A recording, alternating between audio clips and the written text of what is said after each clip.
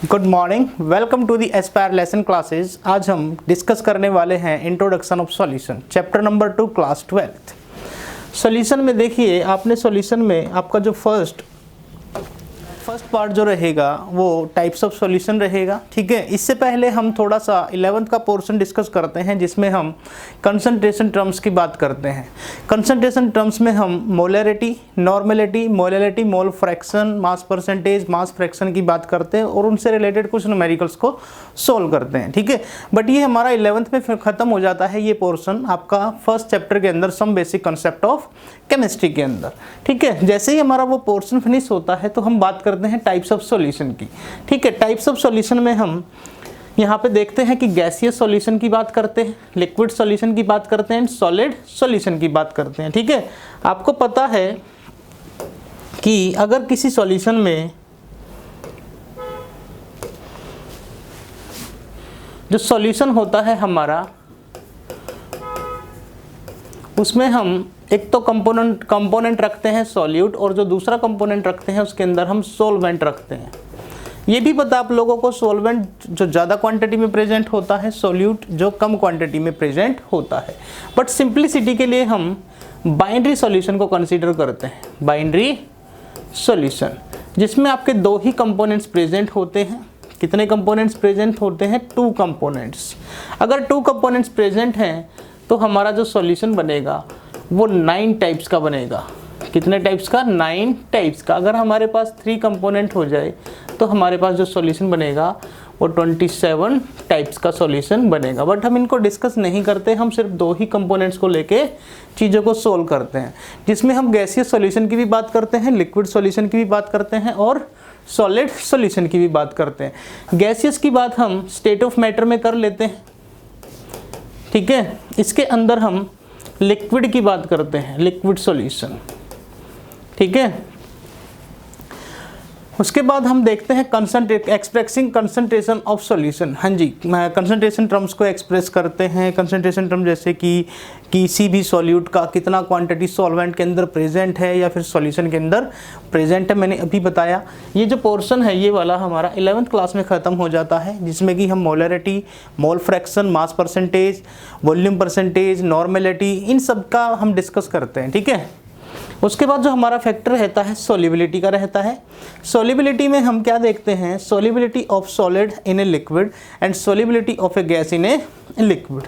Solubility of solid in a liquid, इसमें हम क्या देखते हैं? हमारा जो सॉल्युबिलिटी होता है, सॉल्युबिलिटी क्या होता है? सॉल्युबिलिटी होता है maximum amount of solute present in 100 gram of solution.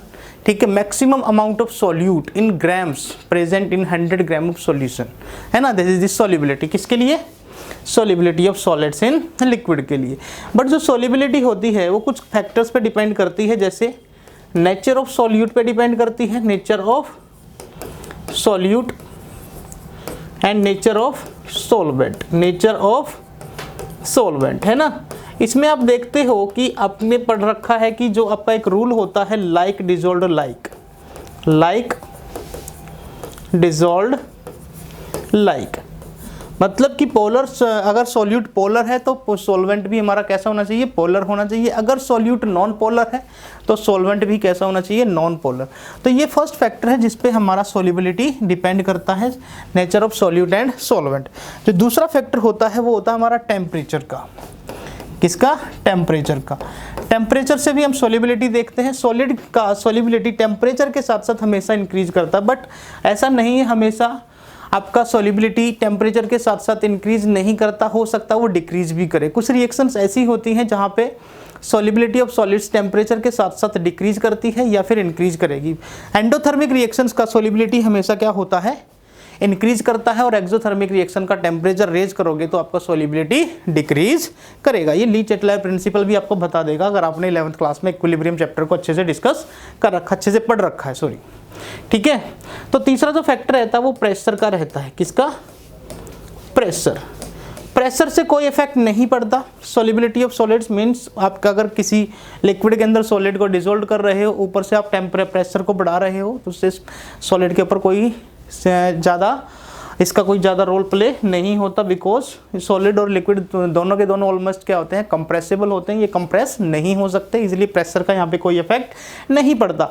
But solubility of gas in liquid की अगर हम बात करें तो इसमें भी ये फैक्टर तो काम आएगा ही, nature of solute and solvent. दूसरा फैक्टर हमारा जो रहेगा टेम्परेचर, टेम्परेचर रेज करने से सॉल्युबिलिटी ऑफ गैस की, solubility of gas in liquid के अंदर हमेशा क्या करती है, डिक्रीज करती है, बिकॉज जो मॉलिक्यूल्स होते हैं लिक्विड के अंदर उनको काइनेटिक एनर्जी मिलती है, और काइनेटिक एनर्जी मिलने से मॉलिक्यूल एस्केप आउट हो जाते हैं, लिक्विड से बाहर निकल जाते हैं, जिससे सॉल्युबिलिटी डिक्रीज करती है। तीसरा जो फैक्टर होता है इसमें हमारा प्रेशर का फैक्टर होता है। प्रेशर यहाँ पे एक इंपॉर्टेंट रोल प्ले करता है, जिसको हम हेनरी लॉज के द्वारा डिस्कस करते हैं, जिसको हम हेनरीज लॉ के द्वारा देखते हैं। ठीक है, तो इसमें हमारा जो solubility of gas in liquid में जो हमारा जो फैक्टर बनेगा लास्ट वाला, इसमें हेनरीज लॉ बनेगा, हेनरीज लॉ। तो इसको हम डिटेल में डिस्कस करते हैं। ठीक है, उसके बाद हम बात करते हैं वेपर प्रेशर्स की। Vapour pressure, vapour pressure of a liquid solution, Raoult's law की भी बात करेंगे, इसमें स्पेशल केस देखेंगे हेनरीज लॉ के। वेपर प्रेशर ऑफ सॉल्यूशन, आपको पता ना वेपर प्रेशर्स क्या होते हैं। ठीक है, vapour pressure, the pressure exerted by the gas above the liquid surface, the pressure exerted by the gas above the liquid surface. Gas का प्रेशर एक्सर्ट करना, किसके ऊपर एक्सर्ट करना, लिक्विड के सरफेस के ऊपर एक्सर्ट करना। कब, जब वो इक्विलिब्रियम स्टेट में होगा। ठीक है, तो यहाँ पे वेपर प्रेशर्स की भी बात करेंगे। वेपर प्रेशर किन किन फैक्टर्स पे डिपेंड करता है उसकी भी हम यहाँ पे बात करेंगे। ठीक है, राउल्ट्स लॉ भी देखेंगे। ठीक है, Raoult's law is same as the Henry's law. ठीक है, vapour pressure of solution of solids and liquid, ideal and non ideal solution का भी यहाँ पे हम डिस्कस करेंगे। ठीक है, आइडियल सॉल्यूशन आपने पढ़ा होगा, आइडियल एंड नॉन आइडियल। ठीक है, जो किसको फॉलो करता है बच्चों, राउल्ट्स लॉ को फॉलो करता है, राउल्ट्स लॉ को ओबे करता है। ये राउल्ट्स लॉ को ओबे नहीं करता है ना, ये सारी चीजें पढ़ने वाले हैं। राउल्ट्स लॉ को कैसे ओबे करता है ना, ये कैसे ओबे नहीं करता। इसका जो डेल्टा एच मिक्सिंग होता है वो जीरो होता है, इसका जो डेल्टा वी मिक्सिंग होता है वो भी जीरो होता है, बट इसमें delta H mixing not equals to zero and delta V mixing not equals to zero. ये सारी चीजें हम यहाँ पे डिस्कस करेंगे। ठीक है, ये सारी चीजें हम यहाँ पे डिस्कस करेंगे। नॉन आइडल सॉल्यूशन में हम इसके टाइप्स भी देखेंगे। Non ideal solution solving positive deviations और नेगेटिव डाइवेशंस, इसके ग्राफ की भी बात करेंगे यहाँ पे। और जो हमारा लास्ट टॉपिक रहेगा यहाँ पे कोलिगेटिव प्रॉपर्टी का रहेगा, कोलिगेटिव प्रॉपर्टी। कोलिगेटिव प्रॉपर्टी में हम जो हमारी पहली प्रॉपर्टी रहेगी, relative lowering of vapour pressure, elevation of boiling point, depression in freezing point and osmotic pressure and reverse osmosis.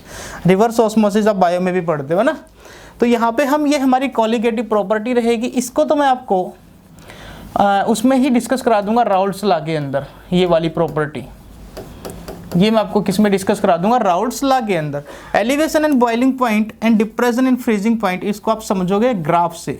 ठीक है, इसके बीच में भी एक ग्राफ प्लॉट होगा, उस ग्राफ को अंडरस्टैंड करके आप एलिवेशन ऑफ बॉइलिंग पॉइंट को भी अंडरस्टैंड कर सकते हो और डिप्रेशन ऑफ फ्रीजिंग पॉइंट को भी। जैसे यहाँ पे एक ग्राफ बनाता हूं मैं टेम्परेचर के बीच में और वेपर प्रेशर के बीच में, ठीक है, या प्रेशर्स के बीच में। ठीक है, तो यहाँ से हम देखें कि अगर मैं ग्राफ बनाऊं elevation in boiling point means ये मेरा एक ग्राफ बनेगा ऐसे कुछ करके, ऐसे। ठीक है, ये मेरे वेपर प्रेशर हो गए ये वाला। तो देखें यहाँ पे ये मेरा सॉल्वेंट था और ये मेरा सॉल्यूशन है। ठीक है, सॉल्यूशन का जो ग्राफ होता है, कर्व होती है, वो सॉल्वेंट के नीचे लाई करती है। बिकॉज इसलिए लाई करती है क्योंकि जो सॉल्वेंट हो, जो सॉल्यूशन होता है उसमें सॉल्यूट भी प्रेजेंट होता है, सॉल्यूट प्लस सॉल्वेंट दोनों प्रेजेंट होते हैं। बट अगर हम किसी कंटेनर के अंदर दोनों को ले लें तो सरफेस पे सॉलिड भी होगा, सॉल्यूट भी होगा और सॉल्वेंट भी होगा, जिससे आप इसको आपको हीट ज़्यादा करना पड़ेगा दोनों के वेपर प्रेशर को बराबर करने के लिए। तो इसका टेम्परेचर हमेशा क्या रहेगा, सॉल्यूशन का सॉल्वेंट से ज़्यादा रहेगा। मतलब अगर दोनों के वेपर प्रेशर आपको बराबर बनाने हैं तो आपको पता है ना, सॉल्यूशन को आप ज़्यादा टेम्परेचर दोगे। ये सारी चीज़ें हम डिस्कस करेंगे एलिवेशन इन बॉइलिंग पॉइंट में भी और डिप्रेशन इन। ये एलिवेशन ऑफ बॉइलिंग पॉइंट का ग्राफ था। डिफ्रेशन इन फ्रीजिंग पॉइंट का भी ग्राफ कुछ ऐसा सही बनेगा, बट वो थोड़ा सा यहाँ से ऐसे नीचे की तरफ आएगा। ठीक है, ऐसे कर, ऊपर से हाइट से नीचे की तरफ।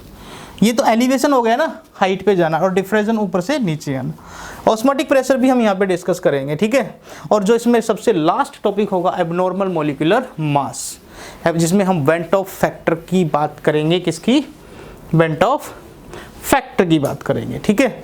तो ये था हमारा इंट्रोडक्शन ऑफ सॉल्यूशन, और ये चैप्टर आपका मैक्सिमम 4 से 5 लेक्चर्स में, अगर हम पूरी क्लासेस अटेंड करें, एक घंटे की अगर हम क्लास लें, तो ये चैप्टर हमारा 4 से 5 क्लासेस में ख़त्म हो जाता है, ठीक है।